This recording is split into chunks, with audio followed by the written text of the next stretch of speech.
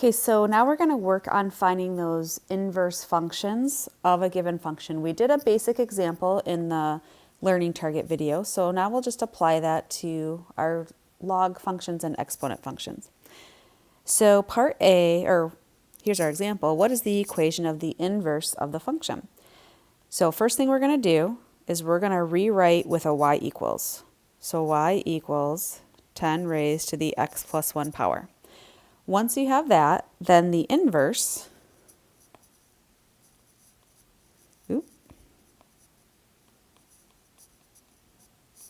is when you switch your x and your y. So I'm going to say x equals 10 to the y plus 1 power. Now we're going to, it's like we're going to solve for y. Yeah, we are going to solve this for y.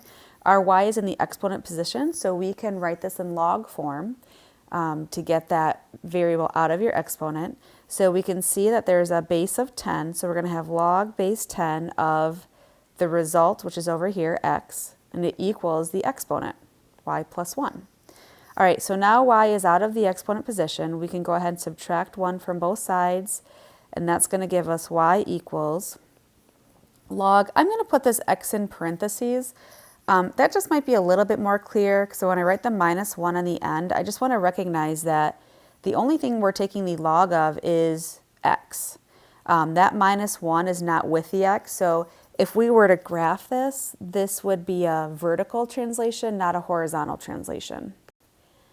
And then let's just also take note that because the base was 10, this is a common log, so we didn't have to write the base in log form. So remember, log without any base, that we know that that has a base 10. And then our last step is we're going to put it back into function notation with the f of x.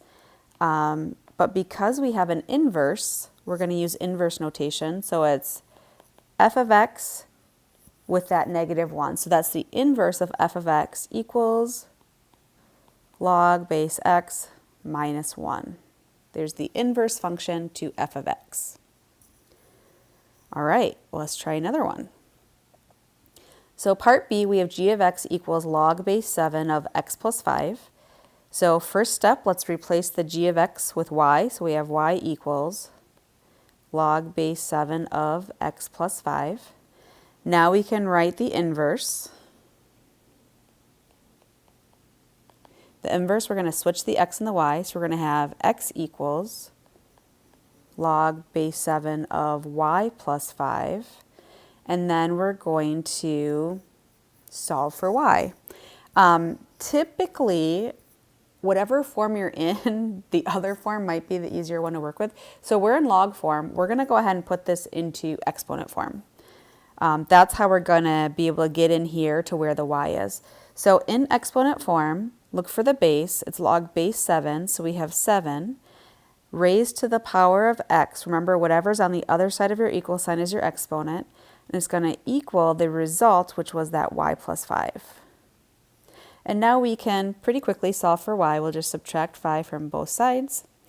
So we have y equals 7 to the x power minus 5. And then our last step is just to have the proper notation.